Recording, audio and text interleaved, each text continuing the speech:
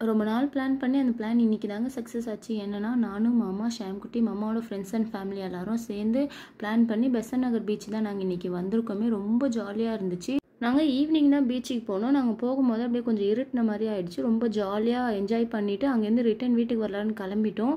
அப்போ வந்து இந்த ரங்கராட்டினம் பார்க்கும்போது குட்டீஸ் எல்லாருமே ரங்கராட்டினம் சுற்றினாங்க. சரி, ஷாம்குட்டியும் ரொம்ப ஜாலியாக என்ஜாய் பண்ணி ரங்கராட்டினம் சுற்றிட்டு ரொம்ப நேரம் அதிலே விளையாடிட்டு இருந்தான். அப்புறம் சரி ரிட்டன் வீட்டுக்கு போகலான்ட்டு வான்னு கூப்பிடும்போது அதுலேருந்து இறங்குறதுக்கு அவனுக்கு வந்து மனசே இல்லை.